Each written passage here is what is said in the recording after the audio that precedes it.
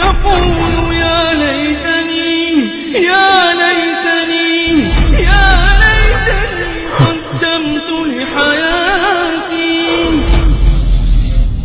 প্রিয় ভাই বোনেরা, মৃত্যু যখন চলে আসবে তখন সম্পদে ভরা এই বিস্তৃত পৃথিবী, ভোগ বিলাস ও বিনোদন সামগ্রীতে পরিপূর্ণ এই রঙিন পৃথিবী সংকীর্ণ হয়ে যাবে।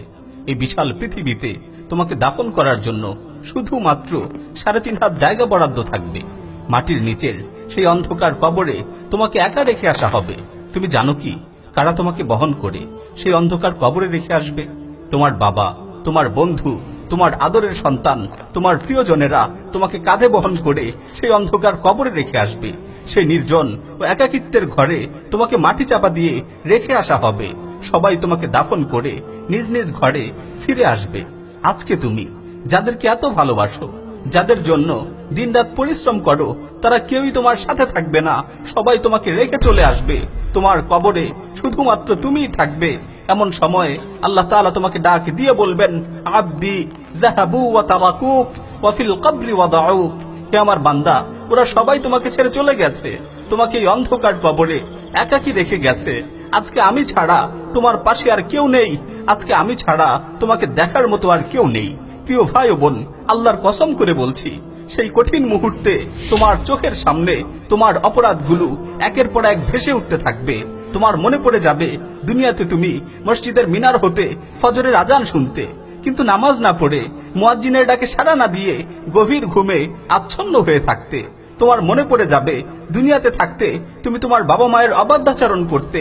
সেই কঠিন মুহূর্তে তোমার মনে পড়ে যাবে দুনিয়াতে তোমার বোন তোমার থেকে মিরাসের সম্পদ পেত, কিন্তু তুমি তাকে বঞ্চিত করেছিলে। সেই সময় তোমার মনে পড়ে যাবে তুমি অন্যায়ভাবে ইয়াতীমের সম্পদ আত্মসাৎ করেছিলে। সেই সময় তোমার মনে পড়ে যাবে তুমি অবহেলা করে অসংখ্য নামাজ কাজা করেছিলে। তোমার মনে পড়ে যাবে তুমি অন্যায়ভাবে আত্মীয়তার সম্পর্ক ছিন্ন করেছিলে। তোমার মনে পড়ে যাবে তুমি মালে ভেজাল দিয়েছিলে, মানুষকে ধোঁকা দিয়েছিলে, মানুষের সাথে প্রতারণা করেছিলে। হে যুবক, তোমার মনে পড়ে যাবে তুমি নির্জন মুহূর্তে একাকী কম্পিউটারের সামনে বসে বসে হারাম কাজ করেছিলে, বিভিন্ন অশ্লীলতা আর পাপাচারে লিপ্ত হয়েছিলে। তোমার মনে পড়ে যাবে তুমি তোমার বন্ধুদের সাথে ফালতু আড্ডা দিয়ে অনর্থক সময় নষ্ট করেছিলে। সেদিন একের পর এক সকল অপরাধগুলো তোমার চোখের সামনে ভাসতে থাকবে, আর তুমি আফসোস ও পরিতাপের সাথে চিৎকার করে বলতে থাকবে, ইয়া লাইতানি কদ্দামতু লিহায়াতি। হায়, আমি আমার মূল্যবান জীবনটাকে নষ্ট না করে যদি পরকালের জন্য কোনো ভালো কাজ করে আসতে পারতাম। প্রিয় ভাইয়েরা, আল্লাহর কসম করে বলছি, সেদিন তুমি তোমার কৃতকর্মের কারণে অনুতপ্ত হবে। সেদিন তুমি তোমার নিজেকে ভুলে যাবে, কিন্তু তুমি তোমার অপরাধগুলোকে ভুলতে পারবে না। তোমার অপরাধগুলো একের পর এক তোমার স্মরণ হতে থাকবে, তোমার স্মৃতিপটে ভাসতে থাকবে। প্রিয় ভাই বোন, সেদিন তো তোমার সকল অপরাধগুলোর কথা স্মরণ হবে, তাহলে আজকে কেন ওই অপরাধগুলোর কথা স্মরণ হচ্ছে না? আজকে কেন তুমি ওই অপরাধগুলোর কথা স্মরণ করে নিজেকে শুধরানোর চেষ্টা করছো না?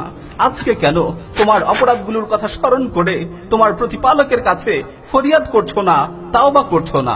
প্রিয় ভাই ও বোনেরা, তোমাদের জন্য শেষ উপদেশ হচ্ছে, মুতু ক্বাবলা আন তামুতু। মৃত্যুর পূর্বেই মৃত্যুবরণ করো, মৃত্যুর পূর্বেই মৃত্যুর পরের জীবন নিয়ে চিন্তা করো। হাসিবু ক্বাবলা আন তুহাসাবু। পরকালের হিসাবের সম্মুখীন হওয়ার পূর্বেই জীবনের হিসাব নিকাশ করো।